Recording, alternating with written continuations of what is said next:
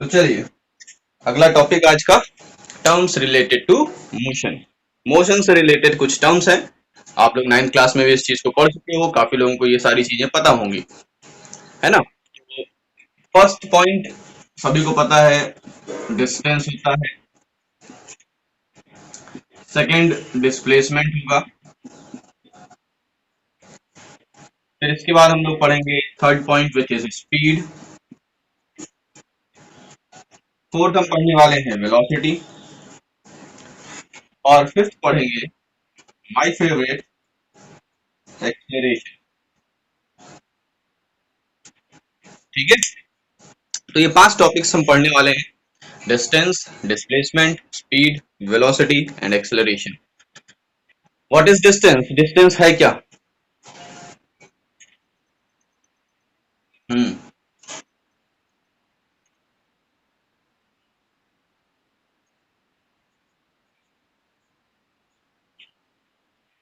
Basic यानी calculus. हाँ, तो कैलकुलस की जरूरत अभी नहीं है ना। जहां पर कैलकुलस जहां कैलकुलस की जरूरत आ जाएगी, मैं पहले उसको पढ़ा करके तब आगे बढ़ूंगा। कैलकुलस की जरूरत जब हम इक्वेशन ऑफ मोशन सॉल्व करेंगे तब आएगी। और जब इक्वेशन ऑफ मोशन सॉल्व करेंगे तो उससे पहले मैं इसको कैलकुलस पढ़ा दूंगा। उससे पहले कैलकुलस की जरूरत है नहीं, है ना। तो जब तक जरूरत नहीं है तब तक अवॉइड करते हैं, क्योंकि थोड़ा सा मैथ्स से रिलेटेड हो नहीं है आप लोग। वैसे भी मैथ्स वाले भी कैलकुलस अभी नहीं जानते हैं, इंटीग्रेशन डिफरेंशिएशन अभी उनको नहीं पता है, 12th में जाके पढ़ने वाले हैं। बट पढ़ेंगे जरूर, और तब तक बहुत अच्छे से समझ में आ जाएगा। बट अभी यहाँ पर समझ में नहीं आएगा, थोड़ी बहुत चीजें ऊपर से जाने वाली है, बाउंस करने वाली है, आपको पढ़ना पड़ेगा, क्योंकि वो चीजें एक तरह से आप समझ लो कि रट लो, काम चल जाएगा। जो बायो वाले हैं वो तो रट लें, उनको जरूरी है रटना ही रटना है। और जो मैथ्स वाले हैं वो भी थोड़ा सा समझ करके रट लें फिलहाल के लिए। उसके बारे में जानकारी उनको 12th क्लास में दी जाएगी मैथमेटिक्स में। ठीक है, फिलहाल हमारा वो टॉपिक नहीं है। आज हमें ये 5 टॉपिक्स ही पढ़ने हैं फिलहाल। जब हम इक्वेशन ऑफ मोशन प्रूव करेंगे तब हम कैलकुलस के बारे में थोड़ा बहुत पढ़ लेंगे। डिस्टेंस क्या है, डिस्प्लेसमेंट क्या है? What is distance and what is displacement, दोनों को साथ लेकर के चलते हैं, देखते हैं डिस्टेंस और डिस्प्लेसमेंट होता क्या है। तो कोई बताएगा डिस्टेंस क्या है, व्हाट इज डिस्टेंस?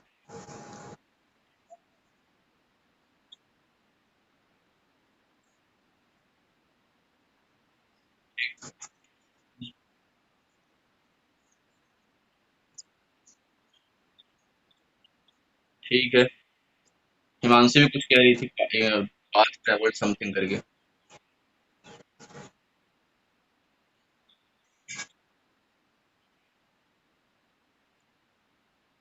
सबका सही है, सबको पता है डिस्टेंस के बारे में। डिस्टेंस का मतलब जैसे सब लोगों ने बताया भी कि अगर हम यहाँ से चलना स्टार्ट करते हैं, इस पॉइंट तक पहुंच रहे हैं, it is known as initial position. Initial position and it is known as final position और final position.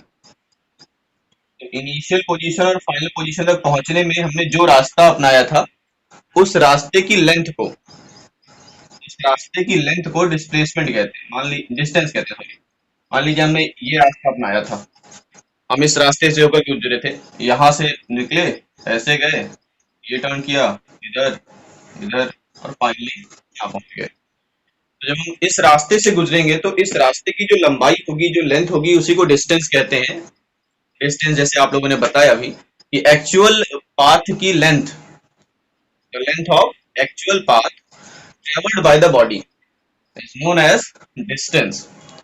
Travel by the body, या कह सकते हो इनिशियल एंड फाइनल पोजीशन के बीच की एक्चुअल जो पाथ है, उसके लेंथ को हम डिस्टेंस कहते हैं। डिस्प्लेसमेंट भी आप अच्छे से जानते हो, डिस्प्लेसमेंट क्या है?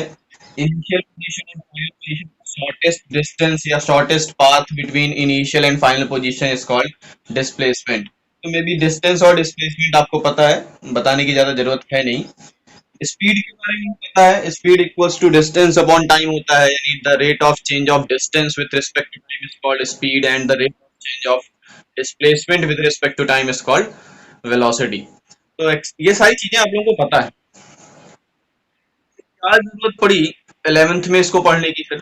जब 9th में हम लोग इस चीज को पढ़ चुके हैं, तो 11th में इसको रिपीट करने की क्या जरूरत थी? ऐसा क्या एक्स्ट्रा रहा होगा कि इसमें हम लोग को ये दोबारा पढ़ाया जा रहा है? कुछ ना कुछ तो लॉजिक होगा, कुछ ना कुछ चीजें होंगी। बिना होने के आपको दोबारा से वही पढ़ाने का कोई मतलब ही नहीं बनता, है ना। नाइन्थ में क्योंकि हम लोग पढ़ चुके हैं जो चीज़ है, उसको फिर से वापस रिकॉल करना क्यों, क्या कारण होगा कुछ।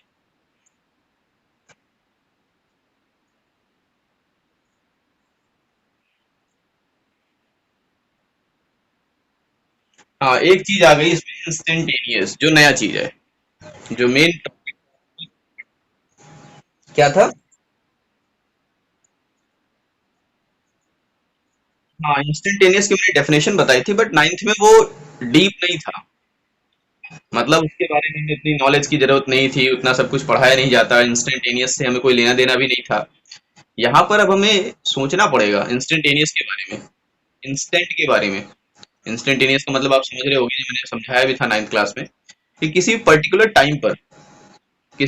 टाइम पर या आप पाथ ट्रेवल कर रहे हो किसी पोजीशन पर, आपसे पूछ लिया जाए कि यहाँ पर आपकी डिस्टेंस क्या थी, यहाँ पर आपकी स्पीड क्या थी, आपकी वेलोसिटी क्या थी, कितना टाइम लगा होगा, ये सारी चीजें अगर पूछ लिया जाए, तो फिर इंस्टेंटेनियस की जरूरत पड़ती है। इंस्टेंटेनियस का मतलब when time tends to zero, time लगभग जीरो के बराबर हो, उस टाइम पर वेलोसिटी बताइए, है ना। तो इंस्टेंटेनियस का मतलब एक पर्टिकुलर टाइम पर, एक इंस्टेंट पर आपको बताना होगा वेलोसिटी है, एक्सेलरेशन है, या स्पीड आपको बतानी है। तो फिर वो instantaneous velocity, instantaneous speed and instantaneous acceleration कहलाता है। हालांकि डिस्टेंस और डिस्प्लेसमेंट में इंस्टेंटेनियस नहीं होता, बट ये तीन चीजों में होगा, स्पीड, वेलोसिटी और एक्सेलरेशन में। पढ़ना तो पड़ेगा ना भाई, डिस्टेंस और डिस्प्लेसमेंट अगर हम नहीं जानेंगे, तो आगे की तरफ हमें वेलोसिटी, स्पीड और एक्सेलरेशन कैसे समझ में आए? तो बताना जरूरी है, फर्ज है उनका। हाँ, तो डिस्प्लेसमेंट या डिस्टेंस कैसी क्वांटिटी है? डिस्टेंस कैसी क्वांटिटी, और डिस्प्लेसमेंट बाय।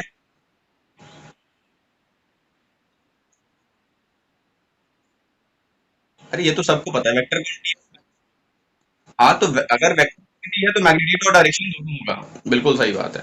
तो ये नहीं हो गया आंसर कि हाँ मैग्नीट्यूड और डायरेक्शन दोनों होती है इसलिए ये वेक्टर क्वांटिटी है। ये वेक्टर क्वांटिटी क्यों है, क्या कारण हो सकता है? वेक्टर एडिशन को फॉलो करती है, और कुछ?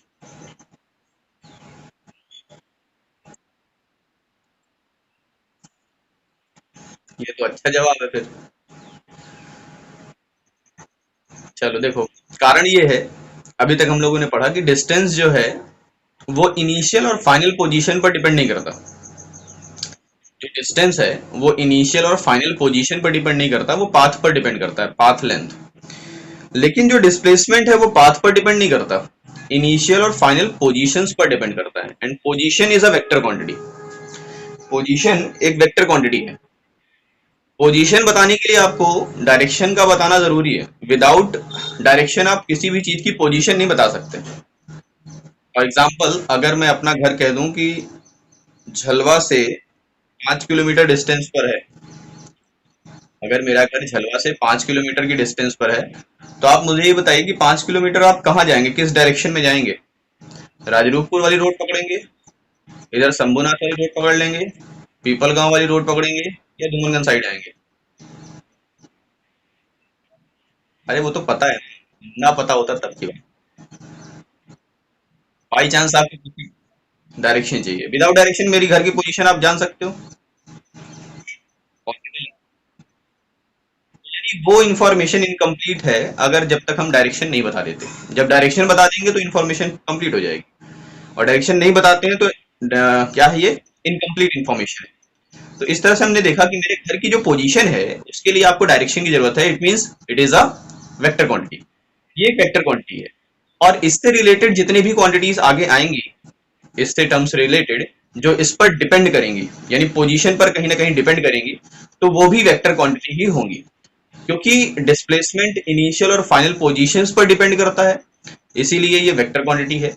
और इसी के आगे फिर हम लोग पढ़ते हैं आगे वेलोसिटी और स्पीड के बारे में। स्पीड को हम पढ़ते हैं the rate of change of distance with respect to time, क्योंकि डिस्टेंस पर डिपेंड कर रहा है, distance is a vector scalar quantity, since sorry, therefore speed is also a scalar quantity. And velocity क्या है? The rate of change of displacement with respect to time is called velocity. तो क्योंकि velocity जो है वो displacement पर depend करती है, और डिस्प्लेसमेंट किस पर डिपेंड करता है? पोजीशन पर, इनिशियल एंड फाइनल पोजीशंस पर। और पोजीशंस क्या होते हैं? किसी भी पॉइंट का पोजीशन क्या होगा? वेक्टर क्वांटिटी होगा। इसलिए हम लोग शायद आप लोगों ने, हाँ,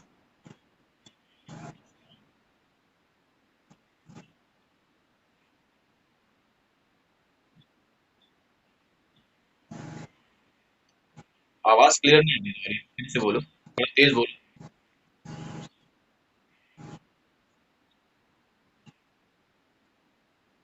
नहीं, डिस्टेंस पोजीशन पर डिपेंड नहीं कर रही, डिस्टेंस पाथ पर डिपेंड कर रहा है। डिस्टेंस डिपेंड्स ऑन पाथ, किस पाथ से गए हो आप, किस रास्ते से गए हो, इस पर डिपेंड कर रहा है। उस रास्ते की लंबाई आपको नापनी है, रास्ते की लंबाई नापनी है ना। आप डायरेक्शन से कोई लेना देना ही नहीं है। मैंने कहा 5 किलोमीटर की डिस्टेंस है, आपका सफिशियंट है। आपको यहाँ से दिल्ली तक की दूरी 600 किलोमीटर है। दिल्ली तक की दूरी जो है वो 600 किलोमीटर है, तो आपने बता दिया 600 किलोमीटर, वो काम, आपका काम खत्म, डायरेक्शन बताने की जरूरत ही नहीं है। आपने मैग्नीट्यूड बता दिया, 600 किलोमीटर है आपकी डिस्टेंस। यानी यहाँ से दिल्ली तक की लंबाई, जो रोड की लंबाई है वो 600 किलोमीटर है, तो 600 किलोमीटर सफिशियंट है। हाँ, आप बताओगे कि दिल्ली यहाँ से किस डायरेक्शन में है, तो फिर आप उसकी पोजीशन बता रहे हो। बट उसकी डायरेक्शन, उसकी लेंथ बता रहे हो, तो फिर आपको मैग्नीट्यूड, डायरेक्शन की जरूरत है ही नहीं। आपको मैग्नीट्यूड की जरूरत है बस, हो गया, आप डिस्टेंस बता दीजिए, काम खत्म। आप उसकी लंबाई बता रहे हो, है ना, जिस पाथ से गए उस पाथ की लेंथ कितनी, पाथ से मतलब है, इनिशियल और फाइनल पोजीशन से मतलब नहीं। आप इनिशियल पोजीशन फाइनल पोजीशन अपने मन से चेंज कर दो, जैसे आपकी मर्जी है। आप जितना ज्यादा चेंज करते जाओगे, हम उतनी ज्यादा लेंथ बढ़ाते चले जाएंगे। हमें लेंथ से मतलब है। डिस्टेंस क्या करता है? सिर्फ और सिर्फ लेंथ मेजर करता है। बट डिस्प्लेसमेंट क्या करता है? इनिशियल और फाइनल पोजीशन को मैटर करता है, उसके लिए इनिशियल और फाइनल पोजीशंस मैटर करते हैं। बट डिस्टेंस के लिए सिर्फ और सिर्फ पाथ डिपेंड करता है, किस पाथ से गया है, उस पाथ की लंबाई हमें मेजर करना है बस। हमें इनिशियल फाइनल पोजीशन से मतलब ही नहीं। कुछ क्लियर हुआ अभी? तो डिस्प्लेसमेंट वेक्टर क्वांटिटी और डिस्टेंस स्केलर क्वांटिटी। पूछेगा क्यों है, तो कारण बता सकते हो? बस यही, नाक रख लेना, थोड़ा सा बता देना, रख लेना, नहीं तो भरोसा नहीं है। हाँ, क्या होगा?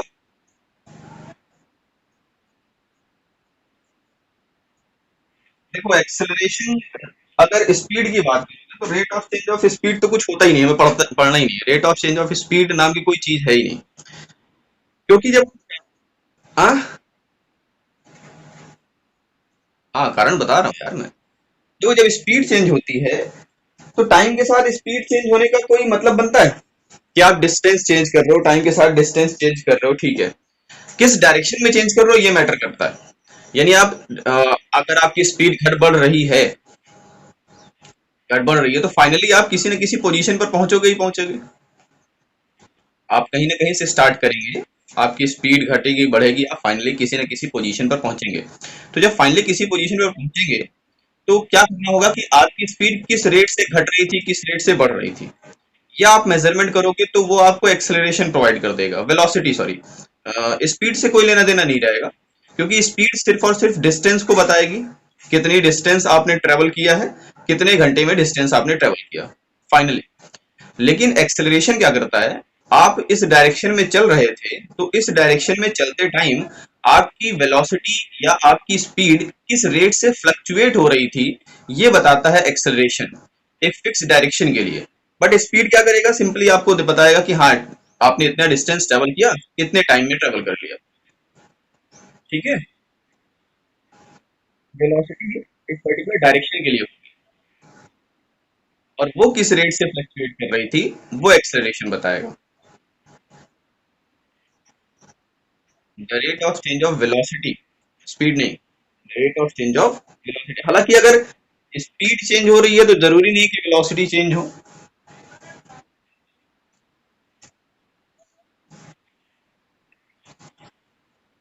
एग्जांपल पढ़ेंगे अभी हम लोग। दोनों से पढ़ेंगे कि अगर वेलोसिटी चेंज हो रही है तो स्पीड चेंज होगी कि नहीं होगी, और अगर स्पीड चेंज हो रही है तो वेलोसिटी चेंज होगी कि नहीं होगी, दोनों चीजें पढ़ेंगे। दोनों चीजें पढ़ेंगे, जानेंगे। तो स्पीड और वेलोसिटी मेरे ख्याल से समझ में आ गई होगी। अब बात आती है इंस्टेंटेनियस स्पीड और इंस्टेंटेनियस वेलोसिटी की, जो थोड़ा सा इस चैप्टर का नया टॉपिक है। मतलब आपके लिए स्पीड और वेलोसिटी का नया टॉपिक। तो मैंने बताया भी था, इंस्टेंटेनियस का मतलब होता है किसी पर्टिकुलर टाइम पर, किसी पर्टिकुलर पोजीशन पर अगर आपसे पूछ लिया जाए कि वहां पर आपकी स्पीड क्या थी, वहां पर डिस्प्लेसमेंट क्या था, उस टाइम पर आपकी स्पीड क्या थी। डिस्प्लेसमेंट तो खैर नहीं पूछा जाता, स्पीड आपसे पूछी जाती है। एवरेज स्पीड आपको पता है, एवरेज वेलोसिटी पता है सबको। एवरेज वेलोसिटी और एवरेज स्पीड निकालने की जरूरत, मुझे बताने की जरूरत नहीं पड़ेगी। Total distance upon total time, speed हो गया average speed, total displacement upon total time is called average velocity. ये मुझे बताने की जरूरत नहीं है मेरे ख्याल से। ओह सो सैड। इंस्टैंटेनियस, टेनियस की स्पेलिंग क्या होती है?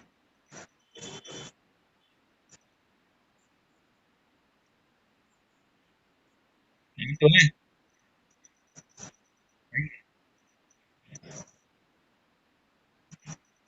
सही लिखा है, इंस्टेंटेनियस। हाँ, इंस्टेंटेनियस वेलोसिटी। तो इंस्टेंटेनियस स्पीड क्या है या इंस्टेंटेनियस वेलोसिटी क्या है, दोनों चीजें एक ही जैसी हैं, दोनों में कोई अंतर नहीं है। बस पर्टिकुलर टाइम के लिए है आपकी स्पीड क्या है, पर्टिकुलर टाइम पर क्या आपकी वेलोसिटी क्या है, यही बताना है। तो किसी भी पाथ पर, किसी भी रास्ते पर आप चल रहे हैं, मान लीजिए हम इस रास्ते से जा रहे थे, तो इस रास्ते पर हमने कितना टाइम लगाया, हमने लगाया है मान लीजिए 60 सेकंड।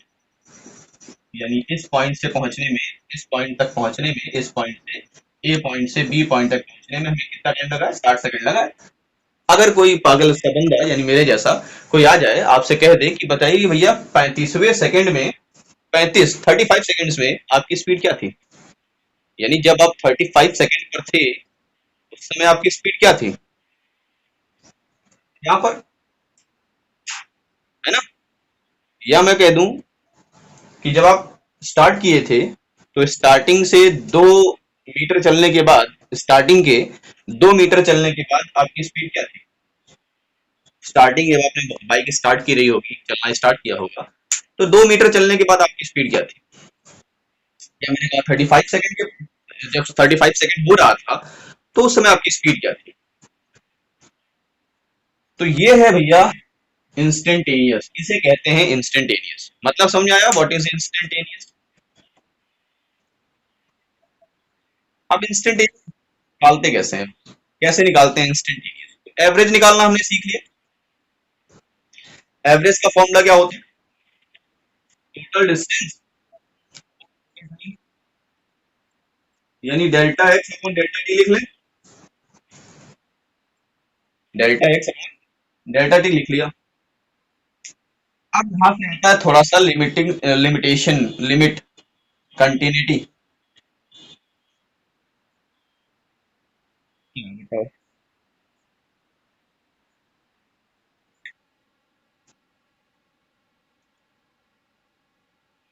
हाँ हाँ, मैं बोल रहा हूँ, वही सेंटेंस में रिपीट करने वाला हूँ।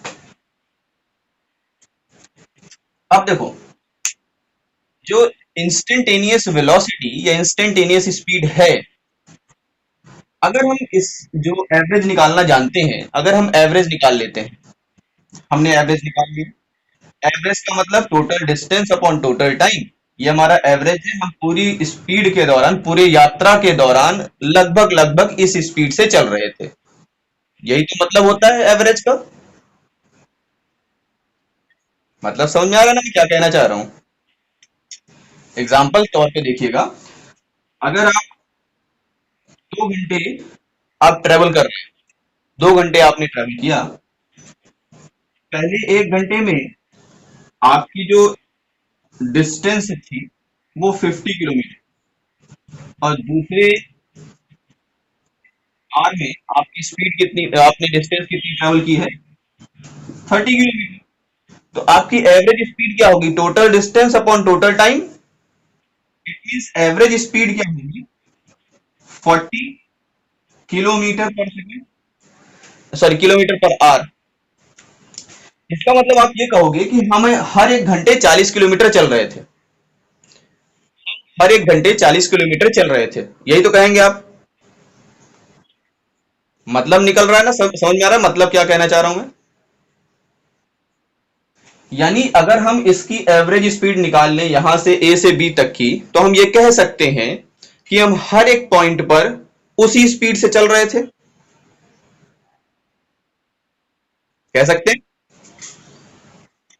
अगर हम यहां से यहां तक की एवरेज स्पीड निकाल लेते हैं तो हम ये कह सकते हैं ना कि हम हर एक टाइम, हर एक सेकंड पर उसी स्पीड से चल रहे थे, जो एवरेज स्पीड। हाँ, लगभग लगभग एग्जैक्ट नहीं हो सकता, बट लगभग तो कह सकते हैं ना, इसीलिए तो एवरेज निकाला जाता है। भाई आपके परसेंटेज आए हैं, आपके परसेंटेज मान लीजिए 90% आए हैं, तो क्या हर सब्जेक्ट में आपके 90%, 90 मार्क्स हैं? बट मतलब क्या निकलता है? मतलब तो ये निकलता है ना, अगर आप किसी से बताओगे कि मेरे 90% है, तो उसके माइंड में क्या आएगा कि उसके हर सब्जेक्ट में लगभग लगभग 90 मार्क्स होंगे। मतलब तो यही है ना, परसेंटेज निकालते हो मतलब एवरेज ही है, परसेंटेज का मतलब एवरेज ही निकाल रहे हो आप। तो यहां पर भी तो एवरेज निकाल रहे हैं। एवरेज का मतलब है कि हर एक पॉइंट पर वो वेलोसिटी लगभग लगभग वही होगी जो हम एवरेज वेलोसिटी निकाल करके आए हैं। इसका मतलब है हर एक पॉइंट पर वेलोसिटी सेम होगी, अगर हम एवरेज वेलोसिटी निकाल लेते हैं तब। तो हमारी एवरेज वेलोसिटी का formula delta x upon delta T हमने लिख लिया है। इसे कहते हैं एवरेज वेलोसिटी का फॉर्मूला या एवरेज स्पीड का फॉर्मूला। आप एवरेज वेलोसिटी भी इस तरह से लिख सकते हो, एवरेज स्पीड भी इसी तरह से लिखोगे। अब बात आती है, जो वो टाइम है, जो टाइम स्लॉट की बात हो रही है, टाइम स्लॉट कितना है? जीरो के बराबर है, लगभग जीरो के बराबर है। हम टाइम स्लॉट को कितना ले रहे हैं? लगभग जीरो के बराबर, है ना? यानी जो लिमिट है, टाइम की जो लिमिट है, जो टाइम टाइम जो हो रहा है वो लगभग जीरो के बराबर है। मैंने कहा कि आपकी स्पीड 0.00001 सेकेंड पर क्या होगी? तो ये जीरो के लगभग जीरो के बराबर है ना।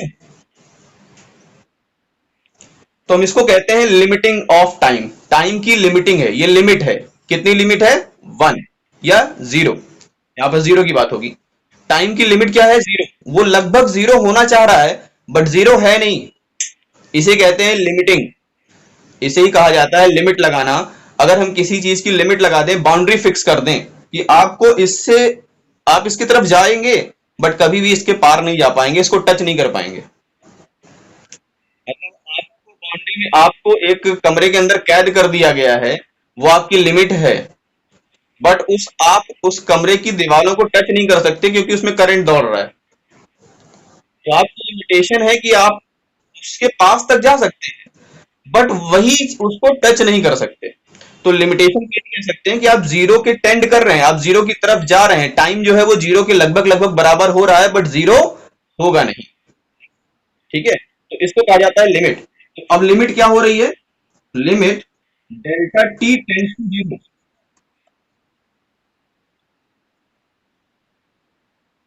आएगी वैल्यू, आएगी, इंफिनिटी आएगी नहीं, वैल्यू आएगी। मैंने बताया ना कि अभी इंटीग्रेशन में अभी डिफरेंशिएशन बेटा सीखे नहीं है, लिमिट अभी पढ़े नहीं है, लिमिट अभी पढ़े नहीं है। क्या करते हैं? जीरो कर दें तब। तो हम जीरो नहीं कर रहे हैं, तभी तो हम बोल रहे हैं कि यहाँ पर आपको जीरो नहीं रखना है, ये जीरो नहीं होगा, इसकी वैल्यू होगी ये 0.0001। ये वैल्यू पुट कर दो, क्या इंफिनिटी हो पाएगा?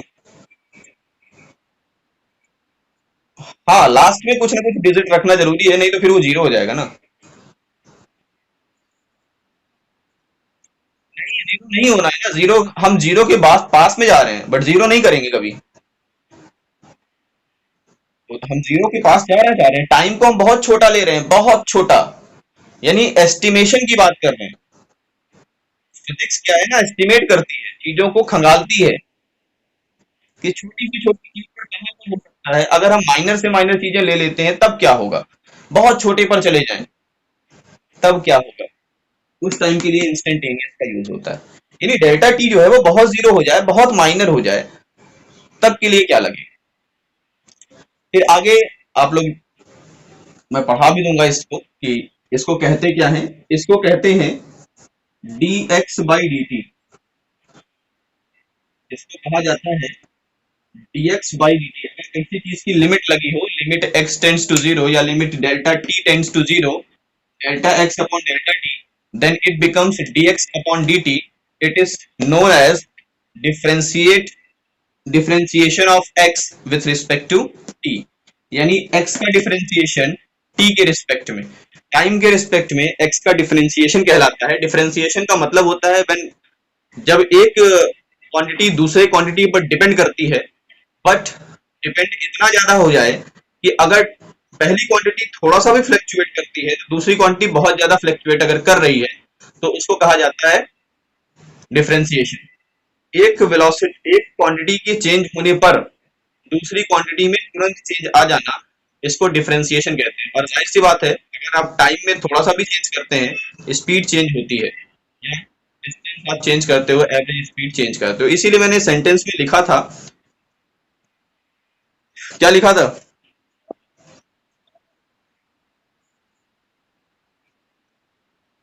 क्या चेंज करने के बाद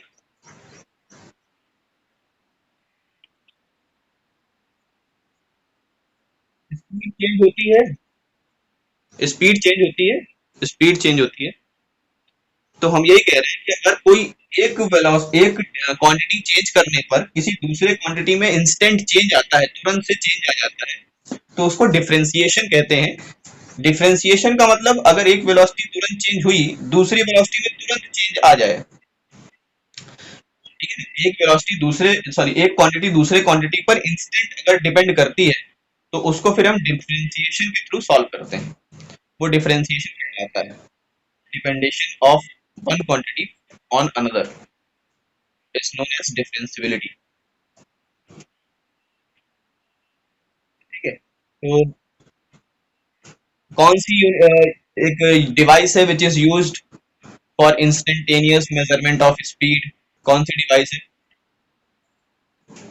पता है? ठीक। हाँ, speedometer. Speedometer is a device which is used to measure the instantaneous velocity या instantaneous speed of the automobiles, car वगैरह, बस, ट्रक, स्कूटर, बाइक, साइकिल में नहीं होते।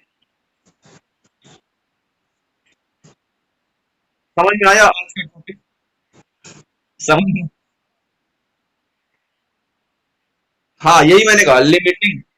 ये देखो, लिमिट लगा दिया हमने किसका, एवरेज वेलोसिटी की लिमिटिंग प्रॉपर्टी। एवरेज वेलोसिटी को हमने क्या कर दिया, लिमिट लगा दिया। यही तो लिखा था ना, द लिमिटिंग वैल्यू ऑफ, हाँ, एवरेज वेलोसिटी। तो लिमिटिंग वैल्यू है एवरेज वेलोसिटी की। एवरेज वेलोसिटी की लिमिटिंग वैल्यू को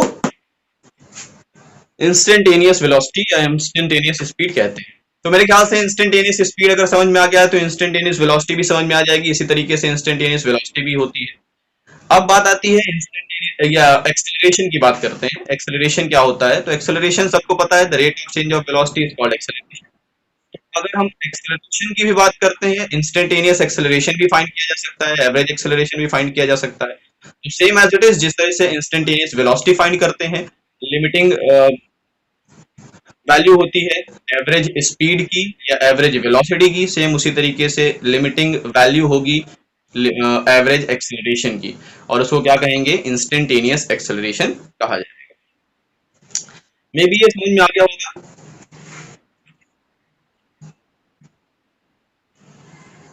हाँ या ना? फिर उसके बाद यूनिफॉर्म एंड नॉन यूनिफॉर्म, हाँ, क्या, ऑर्डर डेरिवेटिव? कहाँ से अभी ऑर्डर डेरिवेटिव तुम्हें मिल गया यहाँ पर? हाँ, फर्स्ट ऑर्डर डेरिवेटिव देखो है क्या, एक्सेलरेशन हो या वेलोसिटी हो या स्पीड हो। देखो स्पीड क्या है, अगर हम स्पीड की बात कर ले तो स्पीड या, हाँ पहले स्पीड की बात, स्पीड इक्वल्स टू क्या होता है, distance upon time.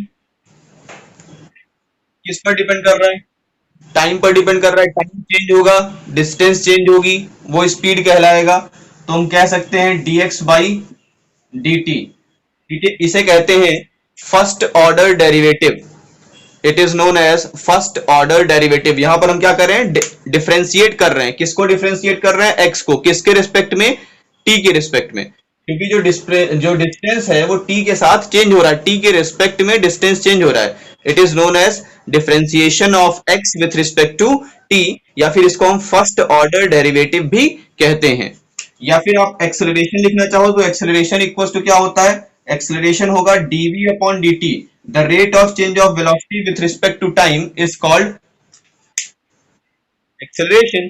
The rate of change of velocity with respect to time is called, तो हमने क्या कर दिया, इसको डिफरेंशिएट कर दिया, डेरिवेट कर दिया। किसके रिस्पेक्ट में, टाइम के रिस्पेक्ट में। तो अगर हम टाइम के रिस्पेक्ट में डेरिवेट कर देंगे तो हमें एक्सेलरेशन मिल जाएगा, और वो एक्सेलरेशन कैसा होगा, इंस्टेंटेनियस एक्सेलरेशन होगा।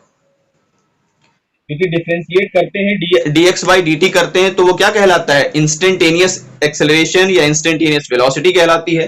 तो यहां पर जैसे हम डिफरेंशिएट करेंगे इट बिकम्स इंस्टेंटेनियस स्पीड, और यहां पर हम वेलोसिटी को अगर डिफरेंशिएट करते हैं with respect to t, then it is becomes instantaneous acceleration. इसीलिए मैंने लिखा कि इंस्टेंटेनियस एक्सेलरेशन को हम first order derivative of velocity भी कहते हैं। क्योंकि डेरिवेशन जो होता है वो सिर्फ एक ऑर्डर में नहीं होता, आप एक ही फंक्शन को कई बार डेरिवेट कर सकते हैं। एक बार डेरिवेट करने पर वो फर्स्ट ऑर्डर का कहलाता है, सेकंड टाइम आप डिफरेंशिएट करते हैं तो फिर वो डेरिवेटिव कहलाता है सेकंड ऑर्डर का, तीसरी बार आप डिफरेंशिएट कर दीजिए तो डिफरेंस वो कहलाता है थर्ड ऑर्डर का डेरिवेटिव। अगर आपसे पूछा जाए कि एक्सेलरेशन जो है वो डिस्टेंस का किस ऑर्डर का डिस्टेंस का या डिस्प्लेसमेंट का किस ऑर्डर का डेरिवेटिव है, तो वेलोसिटी का तो फर्स्ट ऑर्डर का डेरिवेटिव है। अगर हम वेलोसिटी की बात करें तो वेलोसिटी का फर्स्ट ऑर्डर का डेरिवेटिव होता है displacement. Velocity is the first order derivative of displacement. सही बात है, dx by dt है। And acceleration is the first order derivative of velocity. But अगर हम वेलोसिटी की वैल्यू, v की वैल्यू यहां पुट कर दें तो हम लिख सकते हैं ना d by dt। v की वैल्यू क्या है, dx by dt। देखो दो बार हो गया, एक तो डी बाई डी टी यहां पे भी लिखा है, डी बाई डी टी यहां पे भी लिखा है, और एक्स यहां पे लिखा है। डी बाई डी टी यहां भी लिखा है, डी बाई डी टी यहां भी लिखा है, और एक्स लिखा है। एक्स क्या था, डिस्प्लेसमेंट था। तो यानी एक्सेलरेशन जो हो गया वो डिस्प्लेसमेंट का डबल ऑर्डर डेरिवेटिव हो गया, या कह सकते हो सेकंड ऑर्डर डेरिवेटिव हो गया। Acceleration is the first order derivative of velocity and second order derivative of displacement. Displacement का अगर हम दो बार डिफरेंशिएट करेंगे तब हमें एक्सेलरेशन मिल जाएगा, एक बार डिफरेंशिएट करेंगे तो वेलोसिटी मिल जाएगी। आपको समझ में आया? डेरिवेटिव क्या होता है, first order derivative, second order derivative, mathematics की चीजें हैं, बट थोड़ी बहुत चीजें फिजिक्स में भी पढ़ना पड़ेगा, जरूरी है यहाँ पर। तो नेक्स्ट क्लास में हम लोग यूनिफॉर्म नॉन यूनिफॉर्म मोशन, सबको पता है, मैं ये पढ़ाने वाला नहीं हूँ। Uniform motion, non uniform motion सबको पता है। इक्वल टाइम इंटरवल में इक्वल डिस्टेंस ट्रेवल करते हैं तो यूनिफॉर्म मोशन है, अनइक्वल डिस्टेंस ट्रेवल करते हैं तो फिर वो नॉन यूनिफॉर्म मोशन है। इसको पढ़ाने की मुझे जरूरत ज्यादा है नहीं, डीप में जाऊंगा नहीं। कल जो हम लोग पढ़ेंगे वो हम लोग पढ़ेंगे डेरिवेटिव के बारे में पढ़ेंगे, यानी बेसिक पढ़ेंगे कैलकुलस का, क्योंकि इसके बाद फिर नेक्स्ट टॉपिक हमारे आने ही वाला है, मोशन का इक्वेशन। पहले ग्राफिकल पढ़ा दे, बाद में इंटीग्रेशन पढ़ाएं, डिफरेंशिएशन पढ़ाएं। पहले ग्राफिकल और एनालिटिकल ये दोनों पढ़ा देते हैं, फिर हम लोग नेक्स्ट टॉपिक पर आएंगे। तो कैलकुलस मेथड जब आएगा तो उससे जस्ट पहले पढ़ा दूंगा।